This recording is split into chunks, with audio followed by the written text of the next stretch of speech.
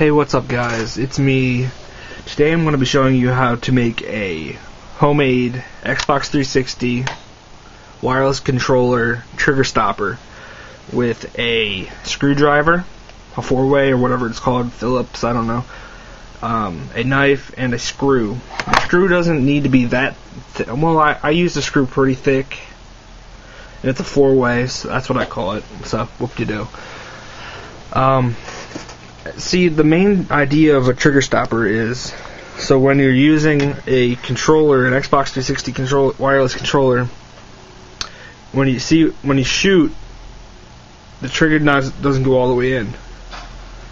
And it still gives you all that leeway and space that you have to pull the trigger down. And if you're not that good of a trigger finger, it's really slow, and you really don't want that. You want it to be a faster trigger finger. So for the main solution, what we're going to do, okay, we're going to take let's turn off the controller first. So take out the battery pack. Well, shit. I'm going to measure where the trigger stops, so I know where to make the slit on the back, the cut on the back of the controller trigger thing. Well, let me switch my class now. Shit, I have to It's best if you're gonna do this to test where your things are, like where the where it stops is using a fully automatic LMG so you have enough bullets to tell where your shooting is stopping. So what you want to do, take the knife on the bottom of the trigger when it starts shooting. Just go real slow. I messed up.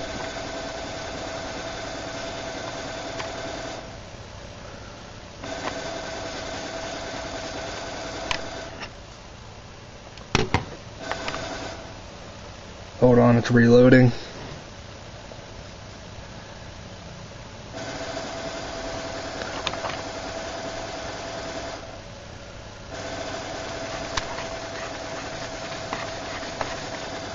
Okay, so now, as you can see, I have a small cut right above where my thumb is. And what you want to do, you take your knife again and make sure it's a really pointed knife to do this, and go right about a millimeter or two above the slit in the center, and just start like a drill, like almost just start drilling in on it. You can use a drill instead of a knife, but if you don't want to use a knife a drill, because it'll mess it up and it won't be as accurate.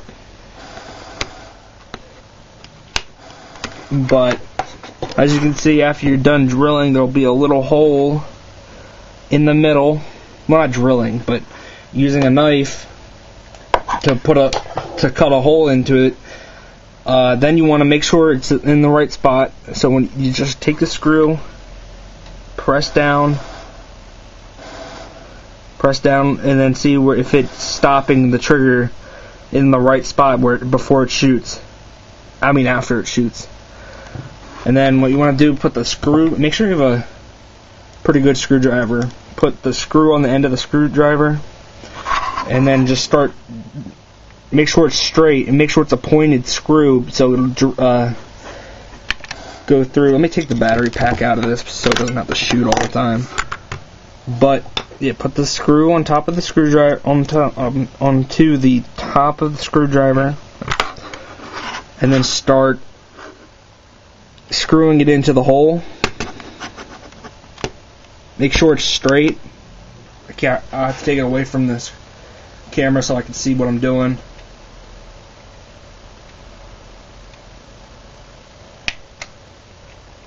Sorry guys, it's going to take a couple seconds to get through the plastic. And you don't want to have that long of a screw. You can if you really wanted to, but you don't need that long of a screw. Probably like 3/4 of an inch screw. Hold on, it's not going through all the way. That simple.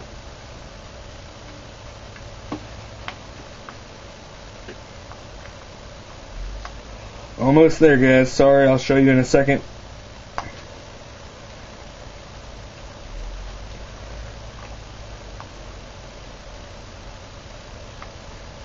Okay, now I can feel it actually going into the controller. Oh shit, it's not straight.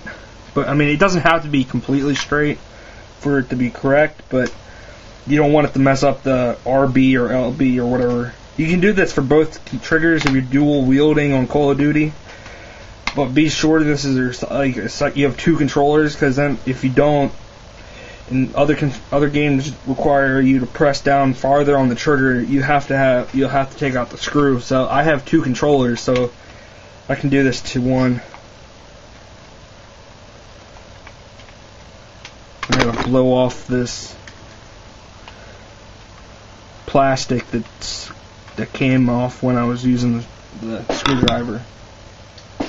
And now, as you can see, there's a little screw on the bottom of the trigger, and every time you forgot to plug it, power it back up.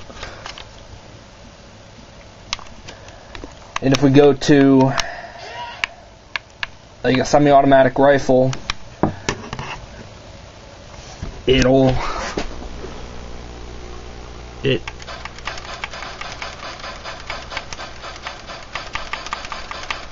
I can't hold this still when I'm using, but I mean the point of this is to make sure your trigger finger is really fast, and it stops the trigger from going all the way in when you're using like the FAL or a pistol like the 5.7 in Black Ops 2. So yeah, guys, that's how to make a homemade trigger stopper for the Xbox 360 wireless controller.